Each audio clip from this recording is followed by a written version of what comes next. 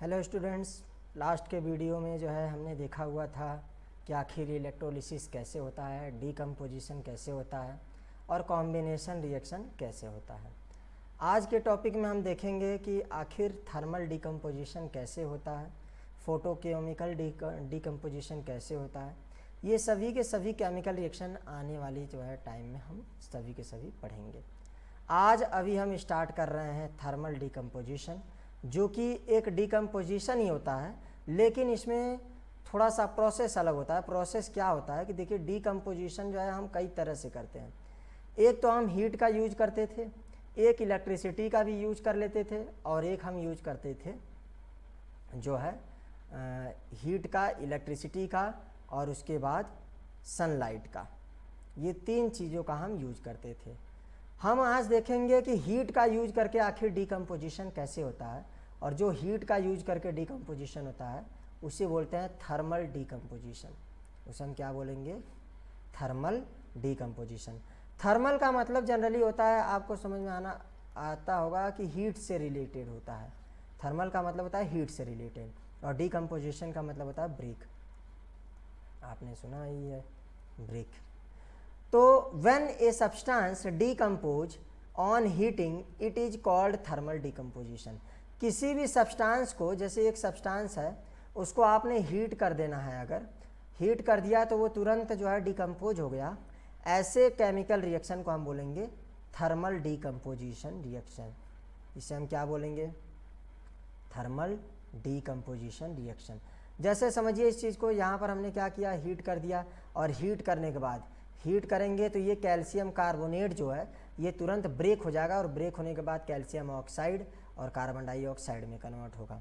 यहाँ ध्यान देने योग्य बात यह है कि कैल्शियम कार्बोनेट सॉलिड स्टेट में है, लेकिन जैसे ही इसका ब्रेक हुआ है ये तुरंत कैल्शियम ऑक्साइड में कन्वर्ट हो गया है, और साथ में कार्बन डाइऑक्साइड में कन्वर्ट हो गया, जो कि कैल्शियम ऑक्साइड तो सॉलिड है लेकिन कार्बन डाइऑक्साइड गैस है। हम ये देखे हुए थे पहले कि कोई रिएक्टेंट है ए और साथ में है कोई बी, तो सी प्लस डी हो सकता है इनका स्टेट अलग अलग हो सकता है इन सभी का स्टेट क्या हो, अलग अलग हो। उसी तरह से अगर हम जैसे बात करते हैं डीकम्पोजिशन में, तो डीकम्पोजिशन में भी सेम एज इट इज है। जैसे यहाँ CaCO3 को हीट कर दिया, ये तुरंत कन्वर्ट हो गया जो है कैल्शियम ऑक्साइड और प्लस कार्बन डाइऑक्साइड में। तो ये क्या है, यहाँ पर हमने हीट का यूज करके डीकम्पोजिशन किया है। हमने क्या यूज किया? हीट। यहाँ पर हमने यूज किया हीट। हीट का मतलब होता है गर्म कर देना। जनरली हम क्या कर दिए, अपने उसको जो है गर्म कर दिए, केमिकल्स को गर्म कर दिए, और गर्म करने के बाद ये ब्रेक हो गया। ब्रेक होने के बाद टू कंपाउंड्स बना लिया, जिसे हम कहते हैं थर्मल डीकम्पोजिशन। तो थर्मल डीकम्पोजिशन मीन्स क्या होता है कि ऐसा डीकम्पोजिशन रिएक्शन जिसमें कि हम किसका यूज करेंगे? हीट का यूज कर लेंगे। किसी भी सब्सटेंस को हीट कर देंगे। जैसे मान लीजिए एक सब्सटेंस है कोई, हमारे पास सब्सटेंस आपके पास है कोई, और इसको हीट कर दिया, तो जो भी केमिकल रिएक्शन बनेगा, जो भी कुछ बनेगा, उसे हम क्या कहेंगे? Thermal decomposition. क्यों थर्मल डीकम्पोजिशन बोलेंगे? क्योंकि हम इसको हीट कर रहे हैं, इसमें हमें जो है हीट की रिक्वायरमेंट पड़ रही है, और अगर कहीं किसी को हीटिंग करके अगर उसे ब्रेक करते हैं तो हम उसे कहते हैं थर्मल डीकम्पोजिशन। ये टॉपिक आपको समझ में आया होगा। ऐसे ही कुछ और भी केमिकल रिएक्शंस आप बुक से अपने देख सकते हैं, लेकिन अभी फ़िलहाल के लिए हम इसको समझ लेते हैं फिर से एक बार और अच्छे से, ताकि बिल्कुल जो है डाउट ना रह जाए। हमें क्या करना है? थर्मल डीकम्पोजिशन पढ़ना है। When a substance thermal decompose when a substance decomposes on heating it is called thermal decomposition. मतलब क्या है? किसी भी सब्सटेंस को, चाहे कोई सा भी सब्सटेंस हो, अगर आप उसे हीट कर दे रहे हैं और वो ब्रेक हो जा रहा है, अगर उसे आप हीट कर दे रहे हैं और हीट होने के बाद वो ब्रेक होकर के कंपाउंड बना रहा है, तो उसे हम कहेंगे थर्मल डीकम्पोजिशन। ये केमिकल रिएक्शंस जो है आपको ध्यान देना है कि थर्मल डीकम्पोजिशन क्या होता है। उसके बाद नेक्स्ट टॉपिक की तरफ मूव ऑन करते हैं, और नेक्स्ट टॉपिक हमारा जो है वो है फोटोकेमिकल डीकम्पोजिशन। ध्यान से देखेंगे तो ये भी हमारा डीकम्पोजिशन ही है, लेकिन बस फ़र्क ये है कि लास्ट टाइम जो हमने यूज किया था उसमें हमने किसका यूज किया था? हीट का यूज किया था, और इस टाइम हम किसका यूज करेंगे, सनलाइट का यूज करेंगे। किसका यूज करेंगे, सनलाइट का। ध्यान देंगे कि यहाँ फोटोकेमिकल की बात हो रही है, तो फोटोकेमिकल की बात हो रही है, इसका मतलब क्या है, सनलाइट की ही बात हो रही है। वो जो है सनलाइट की ही बात हो रही है। तो सनलाइट की वजह से जो हम डिकम्पोजिशन कर पाते हैं उसको हम देखेंगे अभी।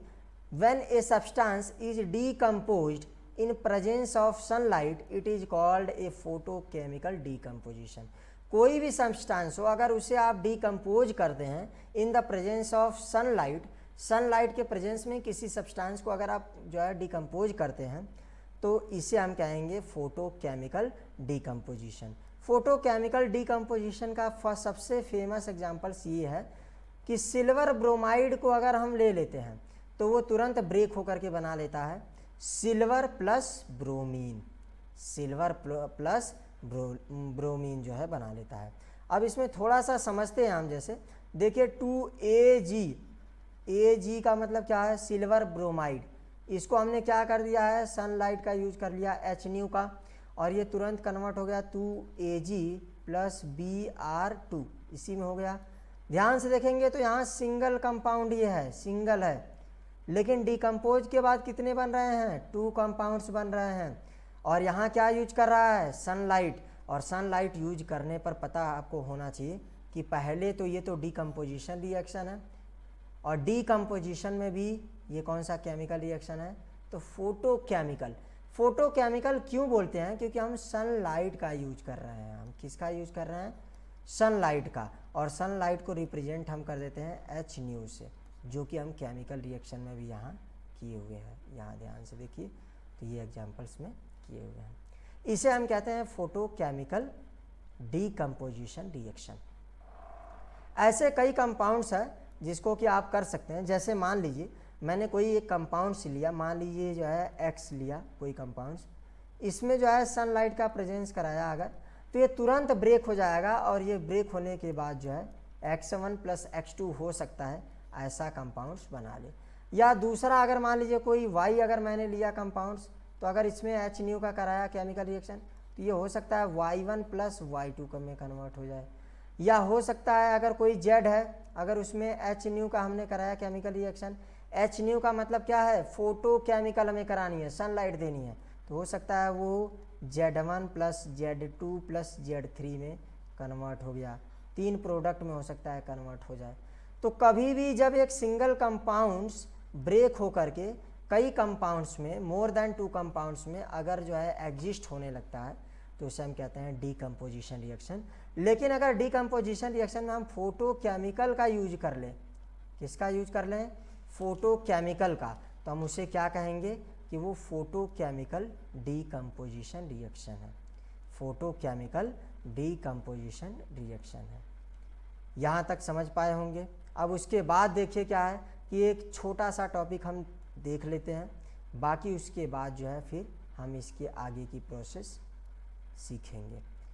पहले हम देखते हैं reactivity series of metals. Reactivity series का मतलब क्या होता है कि जनरली, आज इसका थोड़ा सा इंट्रो भी हमें देखना है कि जनरली क्या होता है कि रिएक्टिविटी सीरीज ऑफ मेटल्स में मतलब क्या है।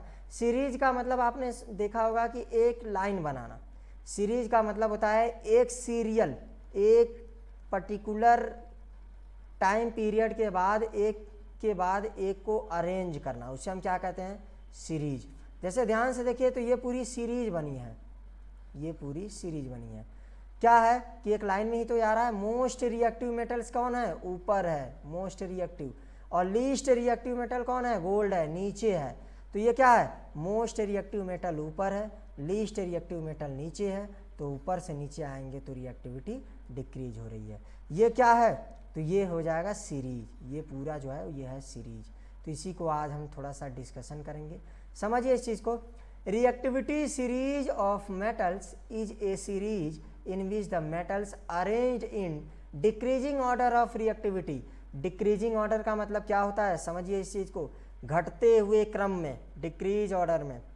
जैसे मान लीजिए जो है आपके पास नंबर्स है 10, 10 के बाद जो है कौन नंबर्स आएगा, 9, 8, 7, 6, 5, 4, 3, 2, 1, 1 के बाद आएगा 0। इसके बाद माइनस वाले नंबर आएंगे। तो ये देखिए ध्यान से क्या है, इधर सबसे बड़ा है नंबर्स और इधर सबसे छोटा है नंबर्स।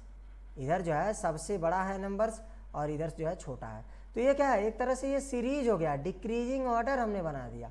हमने क्या बनाया, एक तरह से ये डिक्रीजिंग ऑर्डर बना दिया हमने, एक जो है ये डिक्रीजिंग ऑर्डर बनाया था। अब इसमें देखिए क्या है, सबसे मोस्ट रिएक्टिव एलिमेंट जो होता है, सबसे रिएक्टिव मेटल जो होता है वो पोटेशियम होता है, सबसे मोस्ट रिएक्टिव मेटल्स। अब ध्यान देंगे यहाँ कि जितने भी मेटल्स हैं सभी का हम लिस्ट नहीं बनाएंगे, हम जितने यूजेबल फॉर्म में हम यूज जनरली करते हैं मेटल्स का, हम उतने ही मेटल्स का यूज करते हैं जितने का जो है रिएक्टिविटी हमें मैटर करती है। अब हम बात करते हैं कुछ लिमिटेड ही मेटल्स का सीरीज हम बनाएंगे। जैसे पहला मेटल आप देख रहे होंगे पोटेशियम है, ये मोस्ट रिएक्टिव मेटल है, यहाँ पर ध्यान देना है, ये सबसे मोस्ट रिएक्टिव मेटल है। उसके बाद लीस्ट रिएक्टिव मेटल जो होता है वो नीचे होता है, जैसे Ag, Au, Au को हम बोलते हैं गोल्ड, Au को क्या बोलते हैं गोल्ड, सिल्वर को बोलते हैं Ag, मरकरी को बोलते हैं Hg, कॉपर को बोलते हैं Cu, लेड को बोलते हैं Pb, टीन को बोलते हैं Sn, स्टेनस, आयरन को बोलते हैं Fe, जिंक को बोलते हैं Zn, एल्युमिनियम को बोलते हैं Al, मैग्नीशियम को बोलते हैं Mg, कैल्शियम को बोलते हैं Ca और सोडियम को बोलते हैं Na, पोटेशियम को बोलते हैं K। तो ध्यान देंगे यहाँ तो सबसे ऊपर जो है वो K है, तो मतलब क्या है, ये ऊपर वाला जो है ये मोस्ट रिएक्टिव है। क्या है ये, मोस्ट रिएक्टिव है। लीस्ट रिएक्टिव नीचे वाला है, मतलब गोल्ड लीस्ट रिएक्टिव है, लीस्ट रिएक्टिव है। तो ये हो गया रिएक्टिविटी सीरीज। ये ऊपर वाला जो भी है, देखिए अब यहाँ से एक चीज़ आप ध्यान देना है कि यहाँ से ये जितने भी ऊपर हैं ये सभी हाइड्रोजन से ज़्यादा रिएक्टिव होते हैं। क्या होते हैं, हाइड्रोजन से ज़्यादा रिएक्टिव होते हैं। और नीचे वाले ये जो सभी एलिमेंट्स हैं, सभी मेटल हैं, ये हाइड्रोजन जिससे जो है कम रिएक्टिव होते हैं, ये हाइड्रोजन से कम रिएक्टिव होते हैं। अब इस पर एक क्वेश्चन हम प्रैक्टिस कर लेते हैं, थोड़ा सा समझिए इस चीज़ को। जैसे देखिए मैं पूछूं आपसे कि मैंने दो लिखा, एक लिखा जिंक और एक लिखा पोटेशियम, बताइए इसमें से मोस्ट रिएक्टिव कौन होगा। तो मोस्ट रिएक्टिव इसमें से बताइए कौन होगा। तो मोस्ट रिएक्टिव में आपने देखा होगा कि इसमें तो जो है सबसे टॉप में जो है पोटेशियम आ रहा है, तो पोटेशियम मोस्ट रिएक्टिव हो गया और जिंक जो है कम हो गया। अब मैं बोलूँ पोटेशियम और Au में मोस्ट रिएक्टिव कौन है, तो पोटेशियम आप बोल देंगे, ये कम रिएक्टिव है। उसी तरह से अगर बात करते हैं तो दो चार और हम जैसे कह दें कि जैसे एल्युमिनियम हो गया, फिर उसके बाद जो है कैल्शियम हो गया, उसके बाद हो गया Pb, उसके बाद हो गया H। इसमें बताइए आप सबसे मोस्ट रिएक्टिव कौन होगा। तो मोस्ट रिएक्टिव अगर आप टेबल में देखते हैं ध्यान से, तो देखिए यहाँ पर क्या है, कैल्शियम सबसे ऊपर है, तो कैल्शियम का रिएक्टिविटी ज़्यादा हो जाएगा। उसके बाद कैल्शियम के बाद क्या है, एल्युमिनियम आ रहा है, तो एल्युमिनियम का हो जाएगा। एल्युमिनियम के बाद क्या आ जा रहा है, Pb आ रहा है, लेड, Pb आ गया, फिर H आ गया। तो ये रिएक्टिविटी सीरीज है और इधर डिक्रीज होती चली जाएगी, मतलब इसका मोस्ट रिएक्टिव एलिमेंट है ये, और नीचे वाला जो है लीस्ट रिएक्टिव है। तो यहाँ तक जो है आपको रिवीजन कर लेना है। बाकी इसके बाद की कुछ क्वेश्चंस की प्रैक्टिस हम आने वाले वीडियो लेक्चर्स में करेंगे। आप इसको रिवीजन करते चलिएगा, सभी लोग बिल्कुल कॉन्सेप्ट को क्लियर करते चलेंगे। बाकी अगर कोई भी डाउट हो तो दोबारा से आप जो है देख सकते हैं इसको, और देखने के बाद आप जो है कॉन्सेप्ट क्लियर कर सकते हैं।